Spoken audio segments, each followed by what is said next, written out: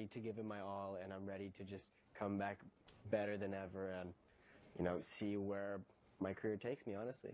Now, I am so jealous of your luscious locks, man. If your hair had a difficulty score, what's the base value? I don't know. It took a little bit to get this kind of hair. I mean, a lot of coloring, a lot of products. So let's say maybe, you know, 7 out of 10. Hey, on a scale of 1 to 10, that head of hair is quad god, and I am really jealous. It's been so awesome to talk to you. You've got the flow, I've got the glow. Together, we are covering all these surfaces. Can't wait to watch you get out there and shine again, brother, and show me that gold medal. Thank you so much. Yeah, I mean, it's such an honor to be here, and I'm looking forward to what's there in the future.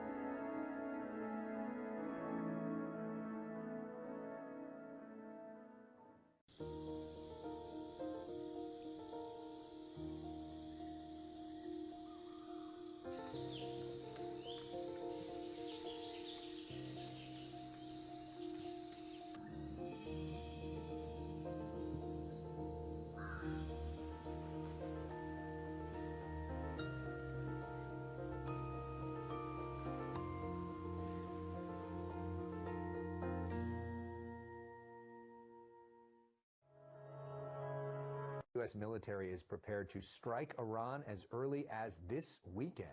Top national security officials met Wednesday in the White House Situation Room, but sources say President Trump is yet to make a final decision on the issue, and that he has privately argued both for and against military action and is polling his various advisors about what he should do. According to new satellite imagery, Iran is rapidly fortifying several of its nuclear facilities. Photos from concrete and large amounts of soil being used to bury key sites in recent weeks. Here's what Democratic Congressman Jim Hines told CNN's Anderson Cooper. The president has now conducted a military attack on Caracas, which went flawlessly, and he's conducted a military attack on the tunnels, the nuclear infrastructure in Iran. That also went flawlessly. So right now the president believes that he can do this stuff without much risk, which is, by the way, a very dangerous frame of mind because there's a lot of risk involved. I think that both the United States and the Israelis are aware of the fact that the Iranians are doing carefully what they can to sort of restore what was damaged in the initial attacks. And so, yeah. They are doing that. They're doing what they can to restore it. Yeah. Look, they're clearing tunnels. They're restoring electricity. They're doing stuff in tunnels that we can't see. So, I mean, I think they're probably doing everything they can to try to rebuild what was destroyed a number of months ago. So when you say imminent, is it this week? I don't know. Remember, the president will be satisfied with something that is cinematic, that makes a big boom and destroys and breaks a lot of stuff. That's what happened in Caracas. He doesn't care so much about the longer questions of regime change, which are much more challenging. At the very least, Yoon Suk-yeol should get a life sentence because he tried to destroy South Korea's democracy. There are many places where democracy is faltering. South Korea's experience shows the power to protect and recover democracy lies within the people. Now to Greenland, where Denmark's King Frederik landed earlier today. It is his second visit in less than a year amid U.S. President Donald Trump's threats to try and seize the island. Now the king will stay until Friday, signaling unity with Denmark's self-governing territory. Now, tensions have been strained for months between NATO and the U.S. after the unrest caused by Mr. Trump. The U.S. president walked away from Davos last month saying He had reached a so-called framework deal with NATO on the island's future. He dropped his tariff threats and said taking Greenland by force was off the table. But what's in that Greenland deal still remains very vague. And the Danish Prime Minister said just last week that Mr. Trump's desires, in fact, have not changed. I'm joined now by Danish lawmaker Rasmus Jarlov. He is a Conservative MP and the chair of the Danish Parliament's Defense Committee. And I want to welcome you to the program as we continue to watch this visit on the sidelines.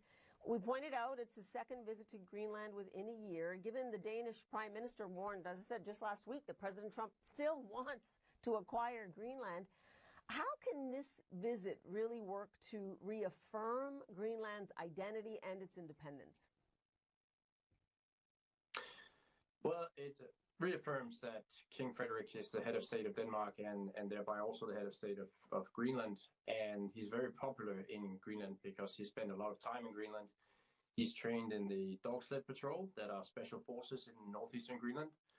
And he has very strong ties to Greenland, always been there a lot. So it's of course, an opportunity for him to affirm his connection to Greenland and for the Greenlanders to also show that they are proud of their head of state, and they don't want to replace him with an American one. And so this visit there is symbolic, and yet in these geopolitical times, perhaps more than that. I do point out that your prime minister said that, she spoke to Marco Rubio, the U.S. Secretary of State, had constructive talks. I mean, are you reading anything into that? And how do you think Denmark's response will be here? Because it is stark that she says that, look, President Trump's intentions have not changed. I don't know much about President Trump's intentions. That hasn't been spelled out in the public. But I'm hearing that there are good talks with the American counterparts of the Danish government. And I hope that we can find an arrangement that the Americans can accept, and we can reconfirm the access that the Americans already have to Greenland. We already have the defense agreement that allows them to put troops and bases up there as much as they want. And if there's anything else that the Americans are interested in, like mining projects or anything else, we can talk about how to achieve those objectives. As long as we're not talking about handing over sovereignty or ownership of Greenland, because that's out of the question for us. Ramadan is one of the 5 major pillars of our religion, which makes someone a Muslim. After faith, prayer, pilgrimage, and charity is Ramadan. Ramadan is the 9th month of the Muslim lunar calendar that we fast from dawn to sunset. The holy month of Ramadan commemorates the sanctity of God, re-establishing our relationship with Him. It commemorates having a sense of discipline. So the rites are we avoid food and drink during the daytime. That means we have to give up our lattes and our green teas. Every day of Ramadan reminds us of our life cycle. We start the day strong, like we're very young, we're ready to go. But by the end of the day, no matter how old you are, you get very weak, so you're reminded of your death. And then you break your fast, and that reminds you of paradise. There's a beautiful statement that says the prophet became the most generous in the month of Ramadan.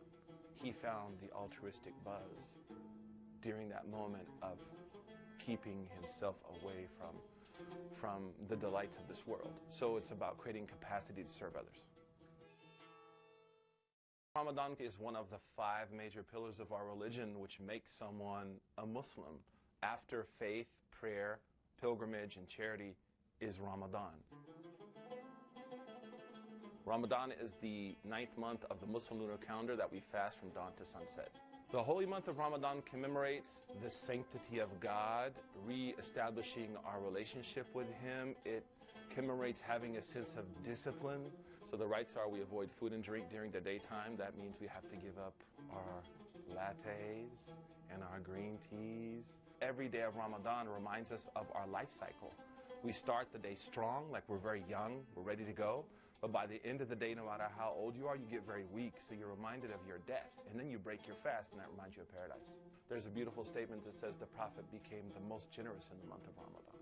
He found the altruistic buzz during that moment of keeping himself away from the delights of this world. So it's about creating capacity to serve others. Now, Japan's parliament has re-elected Prime Minister Sanai Takachi after her party's landslide victory last week at the polls. Takachi said she hopes to strengthen her relationship with U.S. President Donald Trump. during a visit to Washington. Now, the Trump administration has outlined Japan's upcoming investments in the U.S. They include a natural gas plant in Ohio, a crude oil facility in Texas, and a synthetic diamond plant in Georgia. Now, this is all part of a $550 billion trade deal struck with the United States last year. Tomohiko Taniguchi was an advisor to former Prime Minister Shinzo Abe. He's now a special advisor to Fujitsu Futures Studies Center. And thank you for joining us, especially as these are momentous political times in Japan right now. President Trump has certainly praised this new prime minister and her re-election. But I am wondering, what does her role now, with such a strong mandate, what does it mean for Japan and Japan's role in the region, really? Ms. Takaichi is endowed with, obviously, the single biggest amount of political capital. And she is ready to use that to change a lot of things, including tax credit system, budgeting system, which is very much important, in order to cover not just a single year, but multiple years with a single budget. That's a considerable departure from the past regime. Takaichi is now stronger than ever. I mean, she's one of the strongest prime ministers of all time. And there are two individuals who value power more than anything else. That President Donald Trump and Xi Jinping. So the relationship between these two nations, Japan, China, Japan, the United States, will be better and more stable. I am wondering how important the U.S. relationship is here right now and how that's being, received in Japan. This deal was part of the tariff deal that was struck. I mean, do you see this as a long-term transactional model for U.S. and Japan cooperation? And again, it is a very broad relationship, even with the military relationship that they have. I think it's fair to say so. I think the Japanese government has been determined, and that determination has been supported, if you like, by the massive votes cast by the voters to strengthen even further the U.S.-Japan relationship. That's an investment, long-term investment into the United States, with the hope that the United States is going to be, continue to be the hegemon of the world. In terms of your role with Shinzo Abe, I do remember Abenomics. I was in Japan trying to cover certainly some of the reforms that government tried to bring into place. This prime minister, as you said, has an incredible mandate. But what do you believe she should tackle first to really have an impact on the economy? Shinzo Abe struggled very much hard with the groupthink of financial officials that valued austerity, frugality, before anything else. And Takaichi wants to change that. And for her, frugality may be important, but what's more important is investment and growth thereof. This is something that interests a lot of people, especially when you look at the price of jewelry, and you know how that's going to translate, given what they see in the prices of both silver and gold. This seems quite a pivot for your brand. What has been the challenges, and why pivot to the platinum plated? Yes, Paula, as you were saying, and the silver price have increased, they have basically quadrupled in this year. So, of course, that is a big challenge for a jewelry brand. We want to make sure that our consumers are not paying 4 times the price for their loved pieces at Pandora. This is more of an adaptation, as you said. I mean, in Pandora, we've been disrupting the jewelry industry since our conception. In the 80s, we decided to go and bring accessibility in jewelry. We launched lab-grown diamonds. So this is another step, another important innovation. And it's about launching platinum-plated jewelry that is actually being built on our unique metal alloy that we've trademarked Pandora Evershine. And when you say it's Evershine, what are some of the properties of it? Is it easier to take care of? But then conversely, some might worry it isn't really the heirloom that a piece of gold or a piece of silver might be.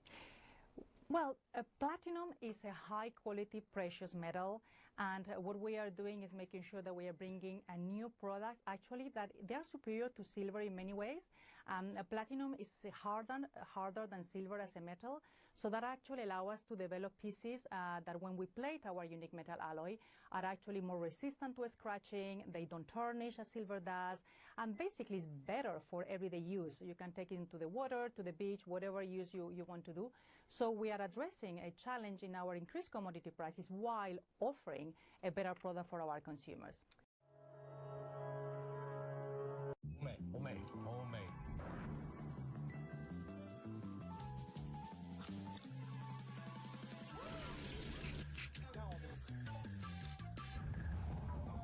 Hong Kong is the gourmet capital of Asia.